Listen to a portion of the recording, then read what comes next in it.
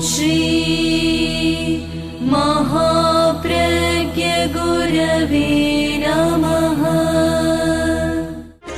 जिसके सांसों में रहता है शाश्वत शांति का स्पंदन, उस महाप्रज्ञ को वंदन, उस महाप्रज्ञ को वंदन। सत्य अहिंसा अनेकांत को अर्पित जिसका तन मन, उस महाप्रज्ञ को वंदन, उस महाप्रज्ञ को वंदन। जिसके सांसों में रहता है शाश्वत शांति का स्पंदन, उस महाप्रज्ञ को वंदन, उस महाप्रज्ञ को वंदन।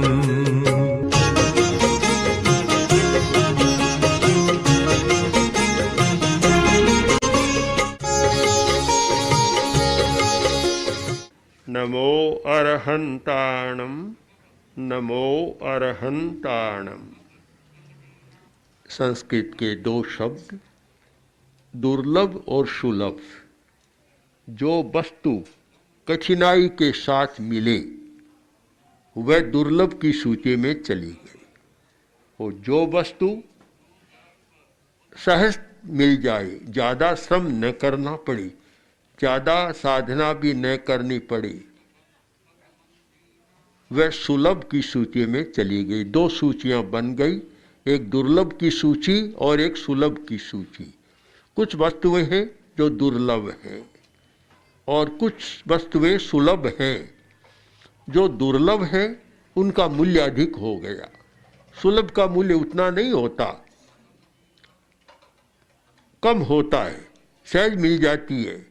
व्यापार जगत में भी ऐसा होता है कि जो चीज़ बहुत मात्रा में प्राप्त है उसका मूल्य कम होता है, जो कम मिलती है उसका मूल्य बहुत बढ़ जाता है। एक सुलभ वस्तु भी अगर मात्रा में कम हो गई तो उसका भी मूल्य बढ़ जाता है, तो दुर्लभ है। अब दुर्लभ की सूची में क्या है, उस सूची पर हम विचार करें तो शायद अग्रिम पंक्ति में एक मिलेगा, मनुष्य जन्म बहुत दुर्लभ है। दुर्लभ की सूची में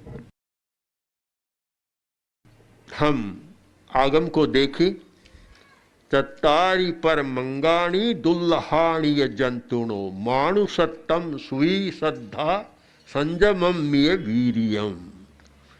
चार दुर्लभ वस्तुएं बतलाई गई, उनमें प्रथम है मानुष्यत्वम, मनुष्य जन्म। मनुष्यत्व दुर्लभ है, और चीजें भी दुर्लभ है, पर अगर मनुष्य नहीं है तो वे दुर्लभ वस्तुएं भी प्राप्त नहीं होती। इसलिए मनुष्यत्व को प्रथम स्थान दिया गया। उत्तराध्ययन सूत्र का यह दुर्लभ सूची का उल्लेख, और उसमें प्रथम नाम है मनुष्यत्व। आद्य शंकराचार्य ने भी दुर्लभ वस्तुओं का संग्रहण किया है। बहुत अच्छा है कि चार वस्तुएं दुर्लभ है। देवानुग्रह हेतुकम, उनको देवानुग्रह हेतुक माना है कि कोई देव का या भाग्य का अनुग्रह तभी प्राप्त हो सकता है। उनमें मानुषत्व, मुमुक्षुत्व, महापुरुष संश्रय। चार चीजें दुर्लभ है, उनमें मानुषत्व पहला, मुमुक्षुत्व, मुमुक्षा होना, मुक्त होने की इच्छा होना, और एक महापुरुष का संश्रय होना। तीन बातें बहुत दुर्लभ है। इस दुर्लभता की व्याख्या में अनेक आचार्यों ने अपना अपना प्रयोग किया है, अनुयोग किया है। उसमें एक नाम सोमप्रभाचार्य का है। सोमप्रभाचार्य ने भी इस सच्चाई का उल्लेख किया और कहा, यह प्राप्य दुष्प्रापमिदं नरत्वम धर्मं न यत्नेन करोति मूढ़े क्लेश प्रबंधेन सलब्धमब्धौ चिंतामणिं पातयति प्रमादात्। हम देख चुके हैं कि दुर्लभ की सूची में एक व्यक्ति का नाम नहीं है, सूची बनाने वालों में अनेक महापुरुषों के नाम हैं। तो उसमें सोमप्रभाचार्य भी कह रहे हैं कि जो व्यक्ति दुर्लभ दुष्प्राप, जो बहुत कठिनाई से मिले, ऐसे मनुष्यत्व को पाकर भी धर्म नहीं करता, आश्चर्य है उनको, फिर भी नहीं करता, तो दुष्प्राप है। प्राप्त होना बड़ा कठिन है। शायद आज के श्रोता के मन में प्रश्न उपस्थित हो सकता है कि मनुष्य जन्म दुर्लभ कहाँ है, बेतहाशा आबादी बढ़ रही है, आज तो इतनी आबादी बढ़ रही है, दुर्लभ कहाँ है। अगर दुर्लभ होता तो शायद परिवार नियोजन की क्यों अपेक्षा होती, क्यों अनचाही आबादी बढ़ती। तर्क तो ठीक है, पर हर तर्क के पीछे भी हमें पृष्ठभूमि को खोजना चाहिए। तर्क भी किसी पृष्ठभूमि पर हो तब ठीक होता है, और पृष्ठभूमि पर विचार किए बिना होने वाला तर्क वह कोई बहुत सच्चाई को प्रकट करने वाला नहीं होता। पृष्ठभूमि देखें कि प्राणी जगत कितना बड़ा है, अनंत जीव है हमारी दुनिया में, अनंत जीव। एक हमारी पृथ्वी पर 6 अरब की आबादी हो, एक और अनंत अनंत, कहीं कोई संगति नहीं है, तुलना भी नहीं हो सकती। छोटे छोटे जीवों की जो संख्या है उनकी तुलना में मनुष्य की संख्या नगण्य है, कुछ भी नहीं है। और वे जीव मरते हैं, पैदा होते हैं, कोई खास बात नहीं होती। हमारी गणना में नहीं है ऐसे ऐसे छोटे छोटे या मूक पशु असंख्य और अनंत है जिनकी संख्या नहीं है, और उनमें ही पैदा होते रहते हैं, इसलिए वे कोई दुर्लभ नहीं है। मनुष्य जन्म दुर्लभ है। दूसरी दृष्टि से हम देखें कि दुर्लभता पर विचार करें तो केवल आबादी को सामने न रखें कि मनुष्य जन्म दुष्प्राप क्यों है। आदमी जो काम कर सकता है वह कोई दूसरा नहीं कर सकता। हम जिस विद्यालय के प्रांगण में बैठे हैं, विद्यालय का निर्माण किसी आदमी ने किया या पशु ने किया, पक्षी ने किया, किसने किया? आदमी ने किया है। सड़क किसने बनाई? आदमी ने बनाई। कारें किसने बनाई? आदमी ने बनाई। कपड़े किसने बनाए? रोटी किसने बनाई? खेती किसने की? एक प्रकार से देखें तो हमारी सारी दृश्य सृष्टि का निर्माता आदमी है। कहा जाता है कि ईश्वर सृष्टि का निर्माता है, वह तो दार्शनिक बात है और बड़ा विवादास्पद बात भी है, चर्चा का विषय है, किंतु आदमी की सृष्टि तो हमारे सामने है। जितना भी दृश्य संसार है, दृश्य सृष्टि है, उसका निर्माता कौन है? आदमी है।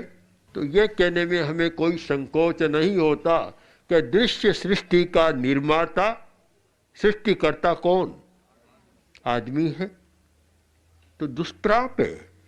इसीलिए मनुष्य जीवन को दुर्लभ बताया कि मनुष्य में जो शक्ति है और मनुष्य जो कर सकता है शायद दूसरा कोई नहीं कर सकता। भैंसे में बहुत बल होता है, जो सांड होते हैं उनमें भी बहुत ताकत होती है, शेर, चीता, बाघ, जंगली जानवरों में बहुत ताकत होती है, पर ताकत या तो भार ढोने में या किसी को मारने में। कभी किसी पशु ने जंगल में झोंपड़ी भी नहीं बनाई। आदिवासी झोंपड़ी तो बना लेते ना अपने लिए, पर पशु ने कभी झोंपड़ी भी नहीं बनाई।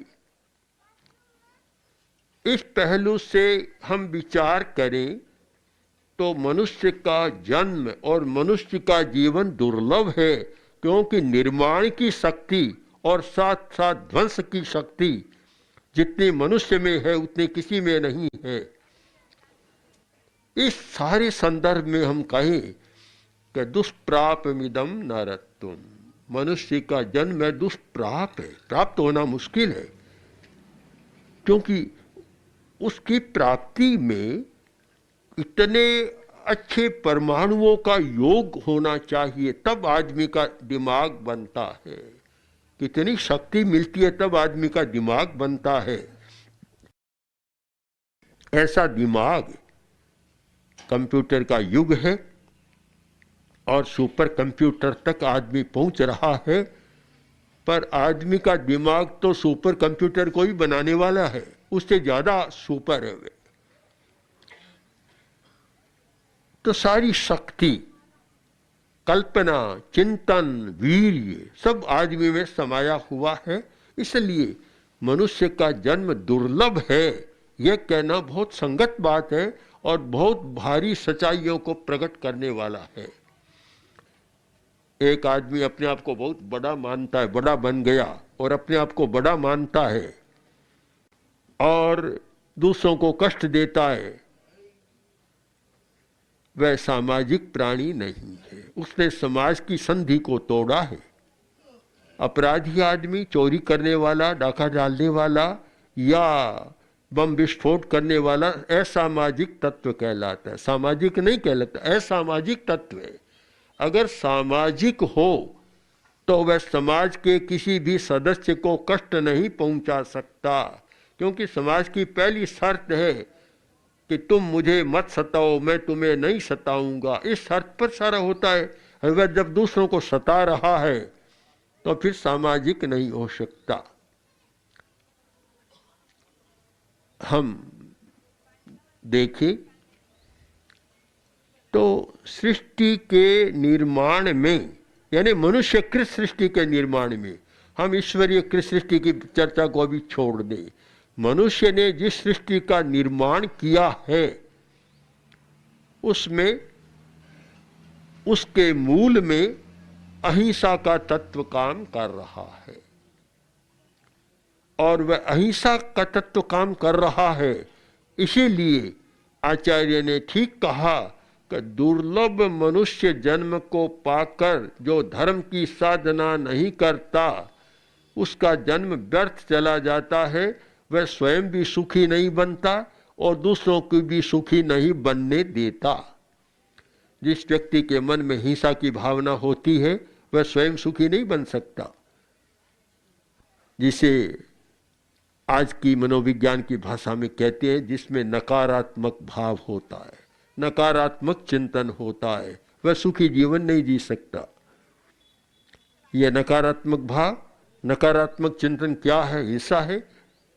जब ये हिंसा नहीं छूटती और जब तक अहिंसा नहीं आती, अहिंसा में नकार बदल जाता है, सकार हो जाता है। सकारात्मक चिंतन और सकारात्मक विचार, तब वह सुखी स्वयं सुखी रहता है और दूसरों को भी दुखी नहीं बनने देता, दूसरों की भी चिंता करता है। तो हम समझने का प्रयत्न करें कि किस व्यक्ति का जन्म निरर्थक होता है, अर्थहीन होता है, कि जो व्यक्ति धर्म की साधना नहीं करता। धर्म की साधना का मतलब अहिंसा की साधना नहीं करता। दूसरी बात, उस व्यक्ति का दुर्लभ मनुष्य जन्म भी निरर्थक चला जाता है जो संयम धर्म की साधना नहीं करता। मैं तो मानता हूं कि अहिंसा की बात भी नंबर 2 पर होनी चाहिए। पहला धर्म है संयम धर्म। जो संयम करना जानता है उसका जन्म अच्छा होता है। संयम, आज की बहुत सारी समस्याएं असंयम के कारण है। संयम का मतलब है अपनी इंद्रियों पर निग्रह करना, अपने मन पर निग्रह करना। सारी समस्या हमारी इंद्रियों की समस्या है, मन की समस्या है, उन पर हमारा नियंत्रण नहीं है। इसीलिए तो हमारी सृष्टि बद्दी बन रही है। मनुष्यकृत सृष्टि इतनी अच्छी होनी चाहिए कि कितना अच्छा वह करता है, पर संयम के अभाव में वह नहीं होता। जब संयम नहीं होता तो बद्दा निर्माण हो जाता है। तो जो व्यक्ति संयम करना नहीं जानता वह व्यक्ति अपने जन्म को व्यर्थ बना देता है। तो हम आज दो बातों पर विचार करें कि दुर्लभ मनुष्य की प्राप्ति। अब प्रश्न हमारे सामने रहता, उसको अच्छा बनाना, बुरा बनाना, सार्थक बनाना, व्यर्थ बनाना। तो उस दुष्प्राप्त मनुष्य जन्म को सार्थक कौन बना सकता है? वही व्यक्ति जो अपने जन्म में अहिंसा की साधना करता है और संयम की साधना करता है। वह तो मनुष्य जन्म को सुंदर, भव्य, आकर्षक और सार्थक बना देता है। जो व्यक्ति मनुष्य होकर अहिंसा और संयम की साधना नहीं करता वह सृष्टि को भी भद्दा बनाता है, अपने जन्म को भी भद्दा बनाता है, व्यर्थ बना देता है। एक सुंदर तथ्य हमारे सामने आ रहा है। आचार्य ने इसे समझाने के लिए एक कथा का भी प्रयोग किया है।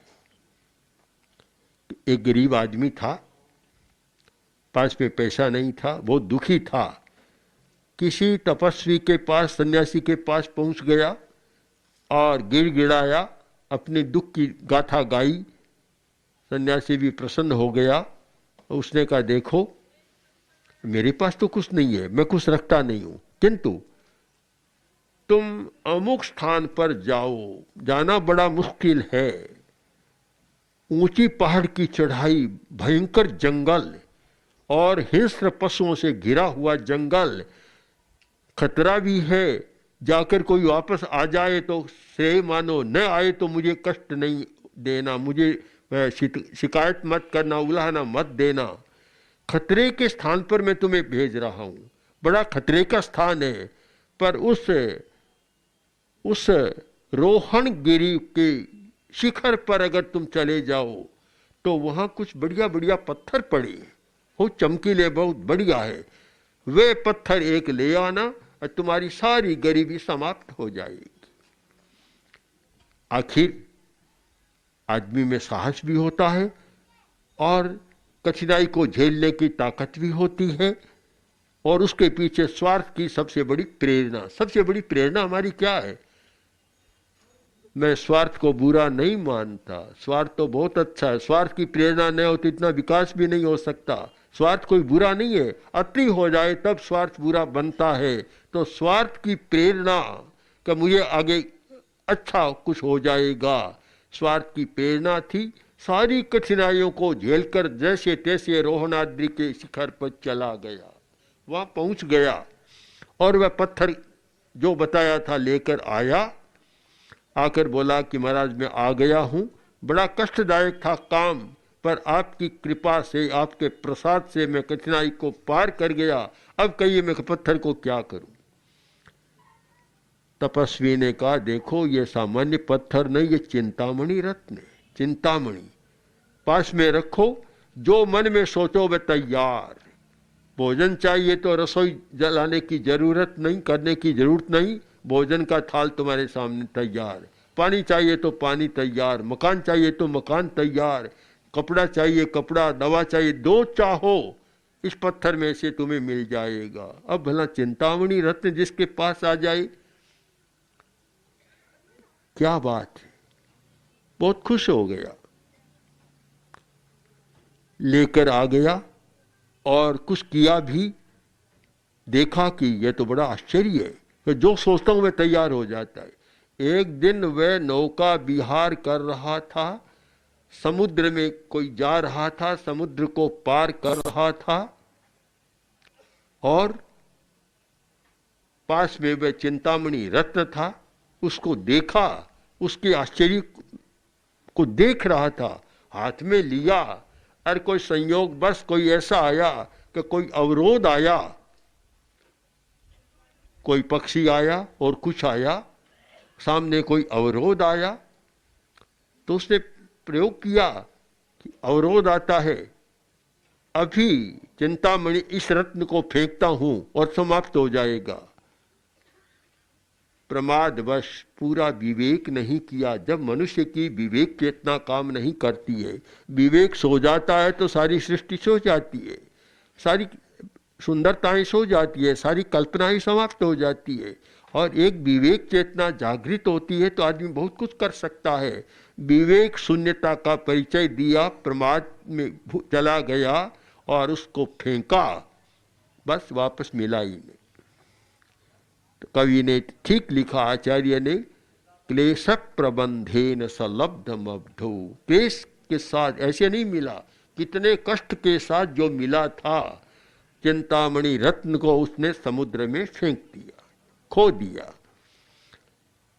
अब इस रूपक के साथ ही हम अब बात को भी संपन्न करें कि निष्कर्ष निकाले।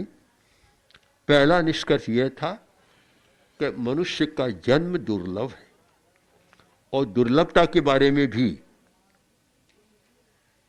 हमने चिंतन किया। दुर्लभ क्यों है कि मनुष्य में जितनी क्षमता है और हमारी दृश्य सृष्टि के निर्माण में सारी शक्ति मनुष्य की लगती है, और कोई काम नहीं आता, न कोई देवता काम आता, न कोई बड़ा अवतार, कोई काम नहीं आता।